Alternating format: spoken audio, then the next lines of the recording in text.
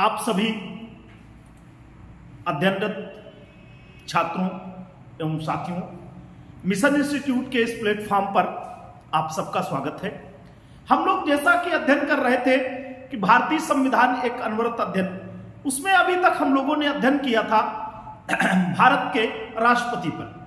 आज हम लोग अध्ययन करेंगे उस पदानुक्रम पर भारत के उपराष्ट्रपति के संबंध में, जो कि भारतीय हायरार्की में या भारत के पदानुक्रम में, भारत के संविधान के पदानुक्रम में द्वितीय स्थान का प्रमुख व्यक्ति है, या कह सकते हैं भारत का द्वितीय पायदान का नागरिक है। और जब जब राष्ट्रपति का पद किसी कारण से रिक्त होता है तो कार्यवाहक राष्ट्रपति के रूप में उपराष्ट्रपति कार्य करता है। मेरा एक आप लोगों से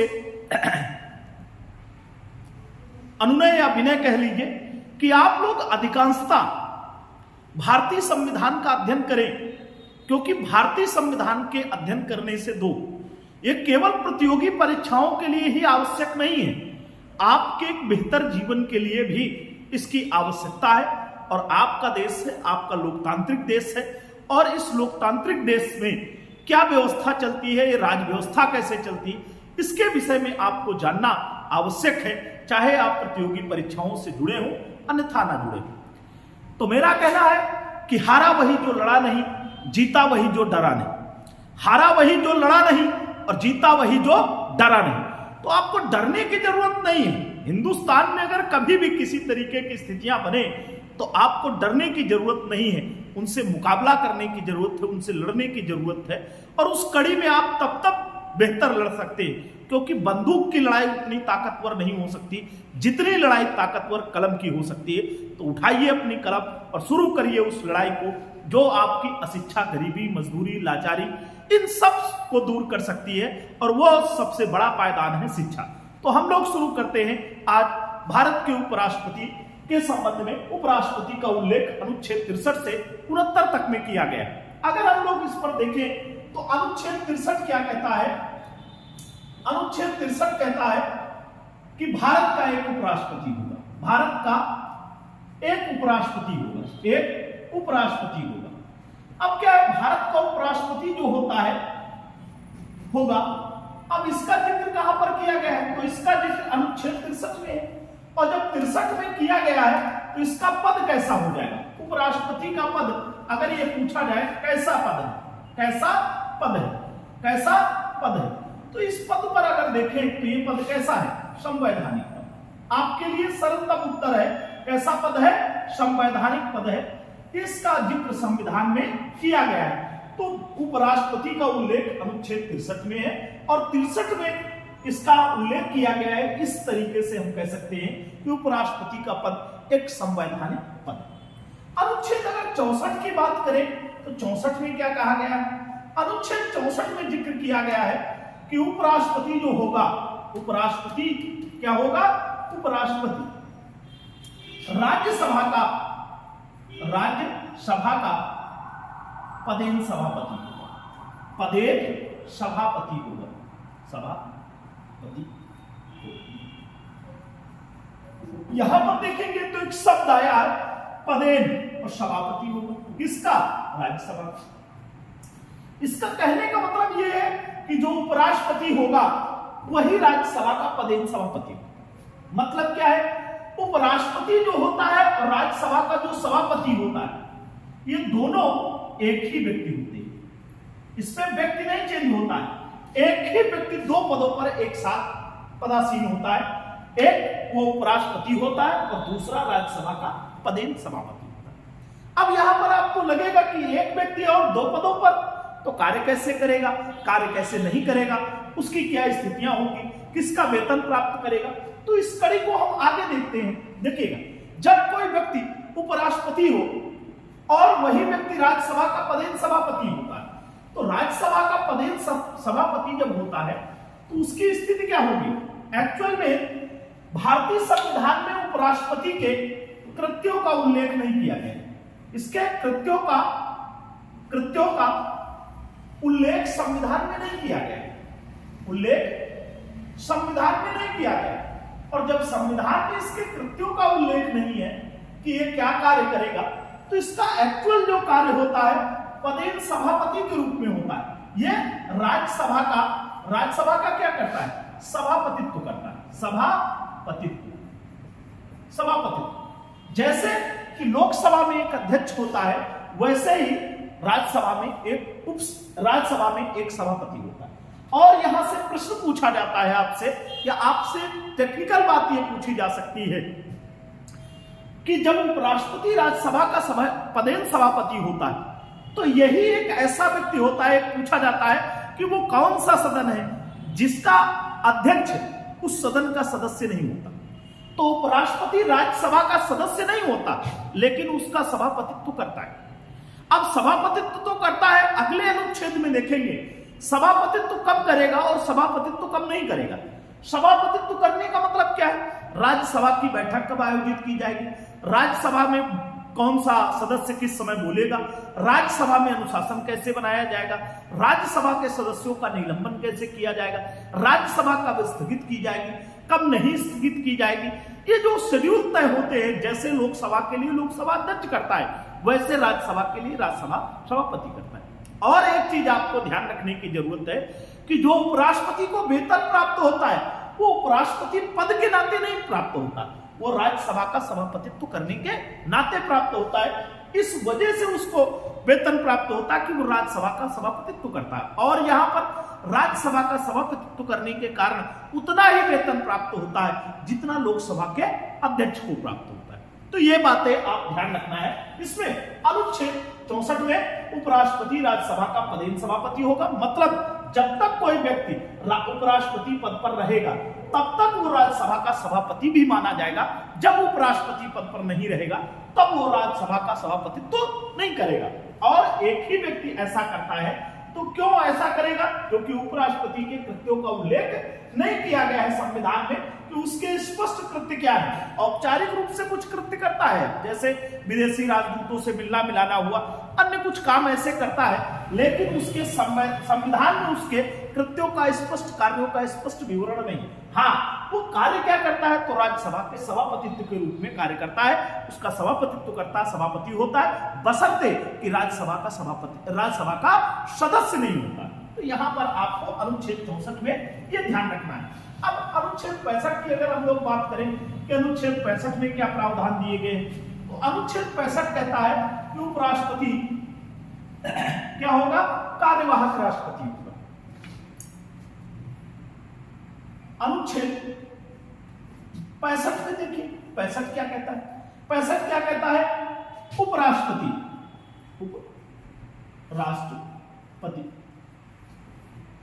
कार्यवाहक राष्ट्रपति के रूप में कार्य करेगा। कार्यवाहक राष्ट्रपति होगा। अब क्या करेगा? कार्यवाहक राष्ट्रपति कब कार्यवाहक होगा? कब? तो यहां पर ध्यान रखना है कि तब होगा जब राष्ट्रपति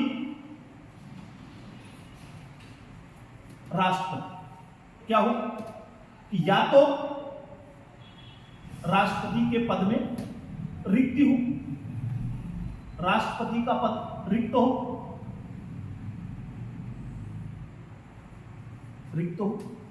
अब रिक्त कैसे होगा? या तो त्याग पत्र देने, या तो उसको महाभियोग की प्रक्रिया से हटाया गया हो,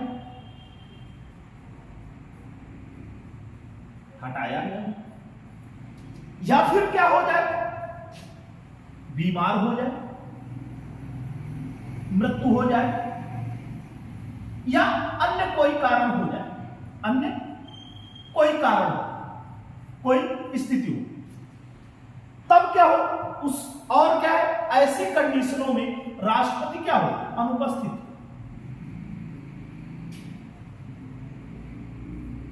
राष्ट्रपति अनुपस्थित हो। जब राष्ट्रपति अनुपस्थित होगा तो उपराष्ट्रपति कार्यवाहक राष्ट्रपति के रूप में कार्य करता है। कैसे? कार्यवाहक राष्ट्रपति के रूप में कार्य करता है। अब आप पिछले अनुच्छेद से तुलना कर दीजिए कि जब कार्यवाहक राष्ट्रपति के रूप में कार्य करेगा तब उसकी क्या दशा होगी? जब कार्यवाहक राष्ट्रपति के रूप में कार्य करेगा तो क्या राज्यसभा का सभापतित्व करेगा? तब ध्यान रखना है कि जब उपराष्ट्रपति राष्ट्रपति के कार्यवाहक राष्ट्रपति के रूप में कार्य करता है, तब वो राज्यसभा का सभापतित्व नहीं करेगा। तो फिर आपका प्रश्न बन सकता है, तब राज्यसभा का सभापतित्व कौन करेगा? तब आपको ध्यान रखना है कि राज्यसभा का सभापतित्व राज्यसभा का उपसभापति करता है। ये बात ध्यान रखनी। अब क्या कभी ऐसी स्थिति बनी कि कार्यवाहक राष्ट्रपति आए हो या कार्यवाहक राष्ट्रपतियों का जिक्र हुआ? तो यहां पर ध्यान रखेंगे, आपके यहां दो राष्ट्रपति ऐसे हुए जिनकी कार्यकाल के दौरान मृत्यु हो गई। कार्यकाल के दौरान मृत्यु हो गई। तो कार्यकाल के दौरान मृत्यु किसकी किसकी हो गई?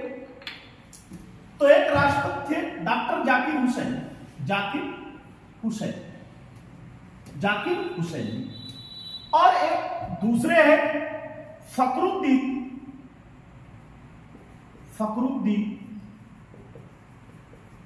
अली अहमद। अब क्या हो गया? ये दो लोग ऐसे हैं जिनकी क्या है, कार्यकाल के दौरान मृत्यु, कार्यकाल के दौरान मृत्यु। अब ध्यान रखना, जब जाकिर हुसैन जी की मृत्यु हो गई तो कार्यवाहक राष्ट्रपति के रूप में कार्य किया वीवी गिरी।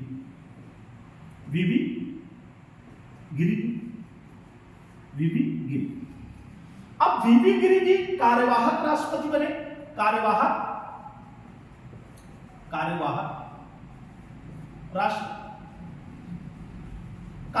राष्ट्रपति के रूप में किसने काम किया? वीवी गिरी। इसका तात्पर्य निकलता है कि वीवी गिरी जी उस समय उपराष्ट्रपति के पद पर आसीन थे और वीवी गिरी जी ने त्याग पत्र दे दिया। एक और ध्यान रखना कंडीशन, त्याग पत्र दे दिया। और जब इन्होंने त्याग पत्र दे दिया तो जाकिर हुसैन अर्थात राष्ट्रपति का पद मृत्यु के कारण खाली हुआ था। वीवी गिरी जी ने त्याग पत्र दे दिया। और क्यों त्याग पत्र दे दिया? क्योंकि इनको राष्ट्रपति का चुनाव लड़ना था और यही उस समय कार्यवाहक राष्ट्रपति थे। तो जब इन्होंने त्याग पत्र दे दिया तो राष्ट्रपति और उपराष्ट्रपति दोनों का पद खाली हो गया। तो ध्यान रखना है कि जब राष्ट्रपति और उपराष्ट्रपति दोनों के पद खाली हो तब कौन कार्य करेगा उसके स्थान पर? तब वहां पर सुप्रीम कोर्ट का मुख्य न्यायाधीश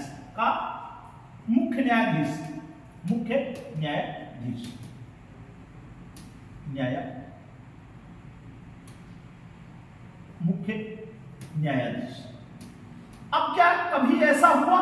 तो मुख्य न्यायाधीश कौन थे उस समय? तो सुप्रीम कोर्ट के मुख्य न्यायाधीश थे एम हिदायतुल्लाह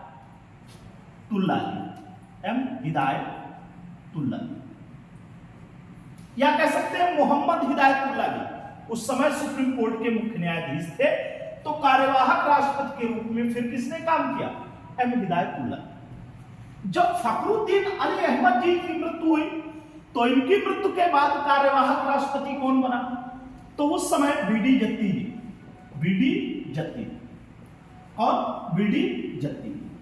तो ये कार्यवाहक राष्ट्रपति बने वीडी जत्ती। तो अब आपको ध्यान रखना है कि जब राष्ट्रपति का पद किसी कारण से रिक्त हो तो उस पद पर कार्यवाहक राष्ट्रपति के रूप में उपराष्ट्रपति भी नहीं होगा तो सुप्रीम कोर्ट का मुख्य न्यायाधीश कार्यवाहक राष्ट्रपति के रूप में कार्य करेगा। और ऐसी कंडीशन कब हुई? जब जाकिर हुसैन जी की मृत्यु हो गई राष्ट्रपति पद पर रहते हुए, तब उपराष्ट्रपति वीवी गिरी जी ने कार्यवाहक राष्ट्रपति के रूप में कार्य किया।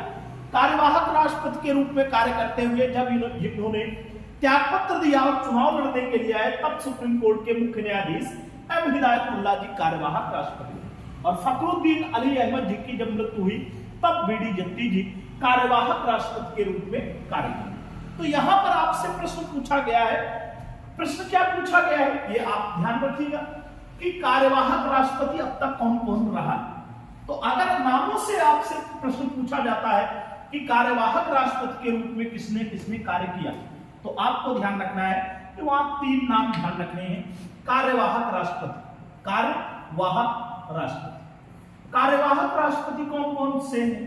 तो यहां पर तीन नाम आपके पास हैं और तीन नाम आपको ध्यान रखने की जरूरत है। एक है वीवी गिरी जी, दूसरा नाम है आपके पास मोहम्मद हिदायतुल्लाह जी,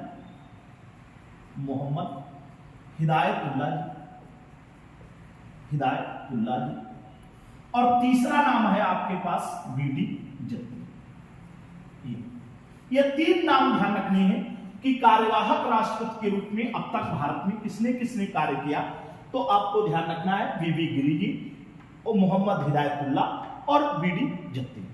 एक नाम है, दो और तीन। यह प्रश्न आपके यहां अगर आप देखेंगे तो विभिन्न तरीके की विभिन्न प्रदेशों की लोक सेवा आयोग द्वारा और यूपीएससी ने खुद इस प्रश्न को ऐसे ही पूछ रखा, तो आपको यहां से ध्यान रखना। अब हम लोग चलते हैं अनुच्छेद 66 पर। अनुच्छेद 65 तक की बात हो गई कार्यवाहक राष्ट्रपति के रूप में।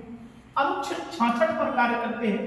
66 पर आपको एक स्ट्रक्चर ध्यान रखना है, और उस स्ट्रक्चर पर क्या ध्यान रखना है,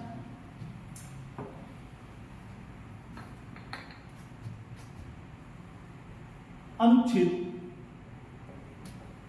66 और 66 पे क्या प्रावधान किया गया, तो इस पर आप ऐसे 4 बिंदु ध्यान रखिएगा और इनसे आपकी बात कंप्लीट हो जाएगी। नंबर 1, नंबर 2, नंबर 3 और नंबर 4। यह भी कहा जा सकता है कि 66(1), 66(2), 66(3), 66(4). अब क्या किया गया, उपराष्ट्रपति वाइस प्रेसिडेंट के निर्वाचन की बात की गई कि निर्वाचन कैसे होगा। तो उपराष्ट्रपति का जो निर्वाचन होता है वो एक निर्वाचक मंडल द्वारा होता है, निर्वाचक मंडल द्वारा होता है। और ये निर्वाचक मंडल में कौन कौन होते हैं, तो यहां पर आपको ध्यान रखना है कि उपराष्ट्रपति के लिए जो निर्वाचक मंडल होता है उसपे संसद के सदस्य होते हैं। संसद के सदस्य या कह सकते हैं लोकसभा के सदस्य और राज्यसभा के सदस्य। अब लोकसभा के सदस्य और राज्यसभा के सदस्यों पर अगर चर्चा करें तो इसपे 2 तरीके के सदस्य आएंगे, एक निर्वाचित और दूसरे मनोनीत। निर्वाचित और दूसरे मनोनीत, या नाम निर्दिष्ट या नामिनेट। और लोक राज्यसभा में एक निर्वाचित और दूसरे मनोनीत।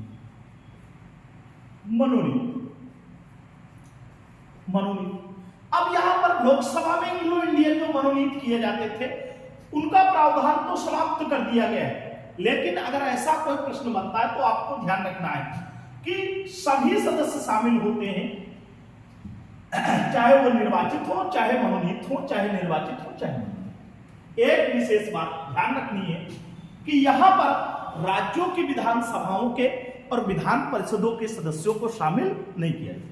उपराष्ट्रपति के लिए जो निर्वाचक मंडल बनता है उसमें क्या किया जाता है, उसमें इस प्रकार की पद्धति है, उस निर्वाचक मंडल में लोकसभा के सदस्य, राज्यसभा के सदस्य, लोकसभा के निर्वाचित और मनोनीत सदस्य, राज्यसभा के निर्वाचित और मनोनीत सदस्य, दोनों प्रकार के सदस्य शामिल होते हैं। तीसरी चीज, इसका निर्वाचन और पढ़ सकते हैं कैसे होता है, तो आनुपातिक प्रतिनिधित्व पद्धति के अनुसार, आनुपातिक प्रतिनिधित्व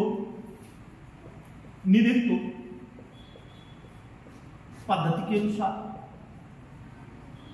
और कैसे, एकल संक्रमणीय मत प्रणाली द्वारा, एकल संक्रमणीय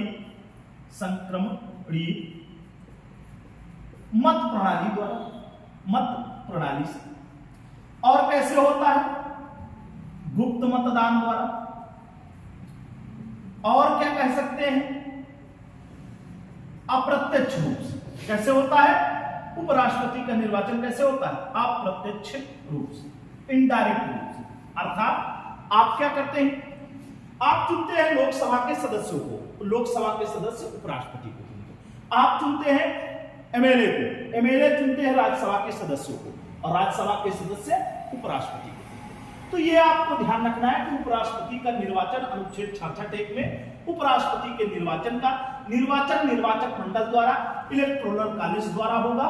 और इस इलेक्टोरल कॉलेज में लोकसभा के निर्वाचित, लोकसभा के सदस्य निर्वाचित और मनोनीत, राज्यसभा के सदस्य निर्वाचित और मनोनीत। आनुपातिक प्रतिनिधित्व पद्धति के अनुसार अगर ये पद्धति पूछी जाती है कैसे होता है, तो आनुपातिक प्रतिनिधित्व पद्धति के अनुसार कैसे होता है, एकल संक्रमणीय प्रणाली द्वारा, ये आपको ध्यान रखना है। कैसे होता है, गुप्त मतदान से होता है। किस प्रकार से होता है, अप्रत्यक्ष रूप से उपराष्ट्रपति का निर्वाचन। ये आपको अनुच्छेद 66(1) में ध्यान। अब हम लोग चलते हैं अनुच्छेद 66(2) में क्या पढ़ेंगे, तो अनुच्छेद 66(2) में देख लेते हैं। अनुच्छेद 66 में प्रावधान किया गया है कि जो व्यक्ति उपराष्ट्रपति होगा वो ना तो राज्य विधानमंडल और ना ही केंद्रीय विधानमंडल के किसी सदन का सदस्य होगा। ये क्या होगा? ना तो संसद के किसी सदन का सदस्य होगा, संसद के किसी सदन का सदस्य, किसी सदन का सदस्य होगा, सदन का सदस्य होगा, सदस्य संसद के किसी सदन का सदस्य ना हो। और दूसरी शर्त है राज्य विधानमंडल, और इसमें दो सदन आ जाएंगे, विधानसभा और विधान परिषद। इनमें से किसी का सदस्य ना, इनमें से किसी का सदस्य नहीं होना चाहिए जो व्यक्ति उपराष्ट्रपति के पद पर निर्वाचित हो। बाय द वे, अगर कोई ऐसा व्यक्ति है जो इनमें से किसी सदन का सदस्य है और उपराष्ट्रपति निर्वाचित कर लिया जाता है, तो यह समझा जाएगा कि जिस दिन से उसने उपराष्ट्रपति का पद धारण किया है उस दिन से उस सदन से उसने अपना स्थान रिक्त घोषित कर दिया। अनुच्छेद 66(3) में देखें तो उपराष्ट्रपति या वाइस प्रेसिडेंट की अर्हताएं या योग्यताएं, अर्हताएं या योग्यताएं या योग्यताओं के संबंध में बात कर सकते हैं कि योग्यताएं क्या होनी चाहिए। तो यहां पर आपको ध्यान रखना है कि वही योग्यताएं होनी चाहिए जो राष्ट्रपति के लिए। एक बिंदु पर अंतर है, जैसे नंबर 1 भारत का नागरिक हो, भारत का नागरिक हो। दूसरी शर्त क्या है? 35 वर्ष की आयु, 35 वर्ष की आयु, 35 वर्ष या प्लस। यहां पर दो बात ध्यान रखनी, अगर यह पूछा जाए कि उपराष्ट्रपति बनने के लिए न्यूनतम आयु क्या है, तो आपको ध्यान रखना है न्यूनतम आयु 35 वर्ष और अधिकतम आयु की बात करें तो उस पर संविधान मौन है, उसका संविधान में जिक्र नहीं। तो उसके लिए हमने आपको शब्द दिया है, वाक्य बताया, जब तक है जान। क्या है? जब तक है जान तब तक लड़ सकते हैं, उतनी उम्र तक। और तीसरी कैटेगरी क्या दी गई? तीसरी कैटेगरी दी गई है कि वो क्या हो, राज्यसभा का सदस्य बनने की योग्यता, राज्यसभा का सदस्य बनने की योग्यता रखता, बनने की योग्यता रखता। अब यहां पर ध्यान रखेंगे, बस यही अंतर था। राष्ट्रपति के संबंध में लिखा गया था कि राष्ट्रपति वो व्यक्ति बन सकता है जो लोकसभा का सदस्य निर्वाचित होने की योग्यता रखता है। तो यहां पर ध्यान रखना है, इतना अंतर है कि राज्यसभा का सदस्य बनने की योग्यता रखता हो। अगर इसके बाद हम लोग बात करें तो इसके बाद बात करेंगे तो उपराष्ट्रपति क्या है? कोई लाभ का पद धारण ना करता, लाभ का पद धारण ना करता, धारण ना करता। यह बात ध्यान रखनी है। यह अनुच्छेद 66 में दिए गए बंद है कि 66(1) में राष्ट्रपति के उपराष्ट्रपति के निर्वाचन का उल्लेख किया गया है। निर्वाचन कैसे, किस रीति से होगा। अनुच्छेद 2 में कहा गया है एक प्रकार से उपराष्ट्रपति पद के लिए शर्तें कि वो संसद या राज्य विधानमंडल के किसी सदन का सदस्य नहीं होगा। यदि किसी सदन का सदस्य है तो ये माना जाएगा कि जिस दिन से उसने उपराष्ट्रपति का पद ग्रहण किया उस दिन से उस सदन से उसने अपना स्थान रिक्त घोषित कर दिया। और तीसरी शर्त है कि उपराष्ट्रपति की अर्हताएं या योग्यताएं या एलिजिबिलिटी की बात हो रही, भारत का नागरिक हो, मिनिमम आयु 35 वर्ष पूरा किया हो, और क्या है, राज्यसभा का सदस्य बनने की योग्यता रखता हो। और क्या है, उसके बाद चौथी कंडीशन दी गई कि उपराष्ट्रपति जो व्यक्ति बनेगा वो केंद्र या राज्य सरकार के अधीन किसी प्रकार का लाभ का पद धारण ना करता। तो ये आपने अनुच्छेद 66 देखा। अब इसके बाद हम लोग बात करते हैं कि अनुच्छेद 67 में क्या उपबंध किए गए। तो 67 में अगर देखेंगे तो उपराष्ट्रपति के कार्यकाल का जिक्र किया गया, उपराष्ट्रपति की पदावधि का उल्लेख किया गया कि उपराष्ट्रपति की पदावधि क्या होगी या कार्यकाल उसका क्या होगा। यहां पर देखें, अगर हम लोग एक अनुच्छेद 67 की बात देखें, 67 तो क्या दिया गया है? उपराष्ट्रपति का कार्यकाल, उपराष्ट्रपति का कार्यकाल, और या फिर एक शब्द इसमें दिया जा सकता है आपसे, पदावधि। अब यहां पर कार्यकाल और पदावधि के संबंध में चर्चा करें, क्या होगा कार्यकाल। तो कार्यकाल के संबंध में अगर बात करें कि कार्यकाल का क्या उपबंध किया गया है, कार्यकाल के संबंध में क्या प्रावधान है, तो कार्यकाल के संबंध में अगर देखेंगे तो कंडीशन सेम है जैसे राष्ट्रपति की। देखिए क्या होगा, पद ग्रहण की तिथि से, पद ग्रहण की तिथि से, ग्रहण की तिथि से कब तक होगा, 5 वर्ष तक, 5 वर्ष तक के लिए। अब देखेंगे यहां पर जो बहुत सारे छात्र ऐसे आते हैं जो बहुत ही जल्द प्रतियोगी परीक्षाओं में शामिल हुए, उनके अंदर एक दिमाग में आता है, जब एग्जाम हॉल में होते हैं तो उनको लगता है कि उपराष्ट्रपति राज्यसभा का पदेन सभापति होता है और राज्यसभा के सदस्यों का जो कार्यकाल होता है वो 6 वर्ष होता है, और उन्हें लगता है कि जब राज्यसभा के सदस्यों का कार्यकाल 6 वर्ष होता है तो उपराष्ट्रपति का कार्यकाल भी 6 वर्ष होगा।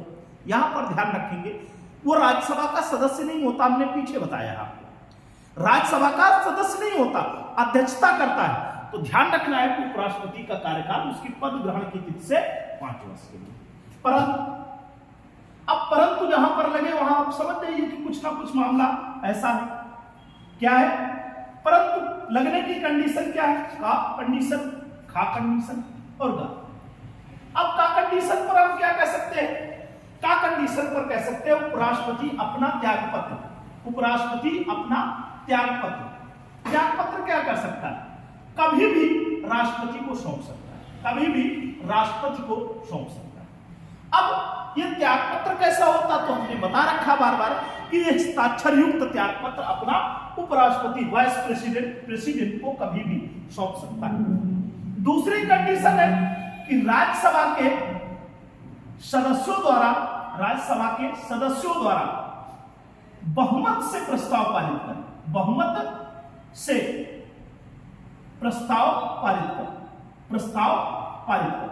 अब ये जो बहुमत से प्रस्ताव आएगा, केवल इसमें लोकसभा की सहमति की आवश्यकता होती है। लोकसभा सहमत हो और राज्यसभा से विशेष बहुमत द्वारा प्रस्ताव पारित किया जाए। तो ये आपसे प्रश्न पूछा जाएगा कि उपराष्ट्रपति को कैसे हटाया जा सकता है पद से, तो उपराष्ट्रपति को कैसे, राज्यसभा के सदस्यों द्वारा लाए गए बहुमत के प्रस्ताव से, जिसे लोकसभा सहमत हो, उसे कभी भी किसी भी कंडीशन पे हटाया जा सकता है। तीसरे तरीके से क्या होगा, 5 वर्ष से पहले कब होगा कि 5 वर्ष से पहले की बात हो गई और इससे अधिक भी उपराष्ट्रपति अपना पद 5 वर्ष के बाद भी, पश्चात भी तब तक पद धारण करेगा, तब तक पद धारण करेगा, पद धारण करेगा जब तक कि उसका उत्तराधिकारी पद ग्रहण नहीं कर लेता। उत्तराधिकारी पद ग्रहण नहीं कर लेता तब तक क्या होगा, तब तक वो अपने पद पर बना रहेगा। तो यहां पर हम लोगों ने देखा अनुच्छेद 67 की उपराष्ट्रपति का कार्यकाल या पदावधि। पदावधि क्या होगी, पद ग्रहण की तिथि से आगामी 5 वर्ष तक के लिए, 5 वर्ष तक के लिए जो कंडीशन है उस पर क्या जोड़ दिया गया, परंतु की कंडीशन है 5 वर्ष से भी पहले कब त्याग कर सकता है, जब उपराष्ट्रपति अपना त्यागपत्र राष्ट्रपति को सौंप दे। खा कंडीशन है राज्यसभा के सदस्यों से राज्यसभा के सदस्यों के बहुमत से पारित प्रस्ताव द्वारा जिसे लोकसभा सहमत हो, और इसके 5 वर्ष के बाद भी, पश्चात भी तब तक पद धारण करेगा जब तक कि उसका उत्तराधिकारी पद ग्रहण नहीं कर लेता। इसके पश्चात हम लोग देखेंगे अनुच्छेद 68 पर क्या उपबद्ध किया गया है। तो अनुच्छेद 68 पर क्या उपबद्ध किए गए हैं कि उपराष्ट्रपति के पद पे रिक्त के दौरान क्या स्थिति बनेगी, इसका पद रिक्त हो जाएगा तो रिक्त के दौरान क्या कंडीशन रहेगी, क्या स्थितियां रहेंगी। तो उपराष्ट्रपति के पद की रिक्ति। अब ये रिक्ति पर क्या देखेंगे, यह रिक्ति 2 तरीके से हो सकती है। एक कैसे, यहां पर ध्यान रखेंगे, एक सामान्य तौर पर, सामान्यता। अब सामान्यता होगी तो सामान्यता का तात्पर्य 5 वर्ष पर, और 5 वर्ष पर जब होगी सामान्यता 5 वर्ष पर, और जब 5 वर्ष पर होगी तो 5 वर्ष से पूर्व ही चुनाव करा लिया जाता है, नए राष्ट्रपति का चुनाव करा लिया जाता है, आपने लिया जाता है। जैसे आपने अभी देखा होगा कि अभी हाल ही में उपराष्ट्रपति पद पर चुनाव हुआ, तो उपराष्ट्रपति वेंकैया नायडू जी का कार्यकाल खत्म होने से पहले माननीय जगदीप धनखड़ जी को उपराष्ट्रपति पद पर निर्वाचित कर लिया, और जैसे वेंकैया नायडू जी ने पद छोड़ा वैसे ही जगदीप धनखड़ जी को वो पद प्रदान कर दिया गया। तो एक तो कंडीशन है, और चुना गया व्यक्ति 5 वर्ष के लिए कार्य करेगा, 5 वर्ष के लिए कार्य करेगा। दूसरी कंडीशन है आकस्मिक रिक्ति हो जाए, आकस्मिक रिक्ति हो जाए। आकस्मिक रिक्ति होगी तो कैसे होगी, तो आपने भी पूर्व में कंडीशन पढ़ रखी, कैसे होगी, तो एक तो है त्यागपत्र द्वारा, दूसरी कंडीशन है राज्यसभा के सदस्यों द्वारा लाए गए प्रस्ताव से, और तीसरी कंडीशन क्या है, तीसरी कंडीशन है बीमारी, मृत्यु या अन्य किसी कारण से, और जब इस तरीके से पद खाली होगा तो यहां पर मैक्सिमम 6 माह के अंदर चुनाव कराए जाते हैं, और 6 माह के अंदर जब चुनाव कराए जाते हैं तो इन 6 माह के अंदर कराए गए चुनावों से जो व्यक्ति निर्वाचित होकर के आता है वो फिर आगामी 5 वर्ष के लिए कार्य करेगा, ना कि बचे हुए शेष कार्यकाल के लिए। यहां पर ध्यान रखेंगे कि जो निर्वाचित होकर के व्यक्ति आएगा वो आगामी 5 वर्ष के लिए कार्य करेगा। ये आपको 2 तरीके की रिक्तियां इस तरीके से रिक्ति हो सकती है, एक सामान्य रिक्ति और एक आकस्मिक। सामान्य रिक्ति का प्रावधान ये है और आकस्मिक रिक्ति के संबंध में प्रावधान ये किया गया है। यहां पर हम लोग ये जो बात देख रहे थे, ये अनुच्छेद 68 की बात पढ़ रहे थे। अनुच्छेद 68 पर ये बात पढ़ी गई कि 67 पूर्व में ही हम लोगों ने पढ़ लिया। अब हम लोग अगर बात करें इसके पश्चात तो किस अनुच्छेद की बात कर सकते हैं, अनुच्छेद 68 के बाद अनुच्छेद 69, और 69 में क्या उपबंध किए गए हैं, तो 69 में देखें तो उपराष्ट्रपति के द्वारा ग्रहण की जाने वाली शपथ का उल्लेख किया गया। किसका उल्लेख किया गया, शपथ। अनुच्छेद 69 उपराष्ट्रपति द्वारा शपथ ग्रहण, उपराष्ट्रपति द्वारा शपथ या प्रतिज्ञा, और यह उपराष्ट्रपति जो शपथ या प्रतिज्ञा करेगा वो राष्ट्रपति के समक्ष करेगा। किसके, राष्ट्रपति के समक्ष, और या एक कंडीशन और हो सकती, राष्ट्रपति द्वारा नियुक्त व्यक्ति के समक्ष, और ऐसे व्यक्ति के समक्ष जो इसी कार्य के लिए नियुक्त किया जाए। तो यहां पर ध्यान रखेंगे अनुच्छेद 69 में उपराष्ट्रपति द्वारा ली जाने वाली शपथ या प्रतिज्ञा का उल्लेख किया गया है। शपथ या प्रतिज्ञा राष्ट्रपति के समक्ष करेगा या नियुक्त व्यक्ति के समक्ष, जो उपराष्ट्रपति को शपथ ग्रहण कराने के लिए नियुक्त किया गया। तो आपको ये अनुच्छेद 69 ध्यान रखना। अब एक अनुच्छेद और है, अनुच्छेद 70 का भी जिक्र कर लेते हैं। 70 पर इसलिए जिक्र कर लेते हैं, थोड़ी सी बात कर लेते हैं, क्यों, क्योंकि अनुच्छेद 70 में जो उपबंध किए गए, अनुच्छेद 70 में क्या कहता है, अनुच्छेद 70 में प्रावधान किया गया है कि राष्ट्रपति और उपराष्ट्रपति के चुनाव जो होते हैं, यदि राष्ट्रपति और उपराष्ट्रपति के चुनाव अवैध हो गए, अवैध तरीके से हुए, तो या फिर कोई विवाद है तो उसका निर्णय कौन करेगा, राष्ट्रपति और उपराष्ट्रपति के चुनाव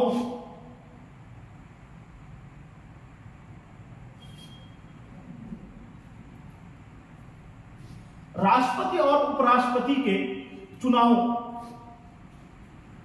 का निर्णय, अगर इनके संबंध में, चुनाव के संबंध में कोई निर्णय या विवाद है तो उस विवाद का निपटारा सुप्रीम कोर्ट करता है और सुप्रीम कोर्ट के द्वारा दिया गया निर्णय अंतिम और सर्वमान्य होना, यह आपको ध्यान रखना।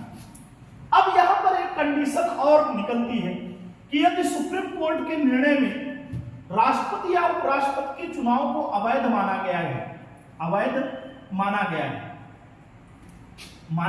गया है, तो इनके द्वारा जो किया गया कार्य, राष्ट्रपति और उपराष्ट्रपति के द्वारा जो किया गया कार्य, उसे अवैध नहीं माना जाता। अब अवैध क्यों नहीं माना जाता? अब अवैध क्यों नहीं माना जाता? उसके पीछे भी कारण कि राष्ट्रपति और उपराष्ट्रपति को जो शक्तियां प्राप्त हैं वो औपचारिक शक्तियां प्राप्त हैं, वास्तविक शक्तियां प्राप्त नहीं। अब हम लोग अध्ययन करेंगे अगली क्लास में।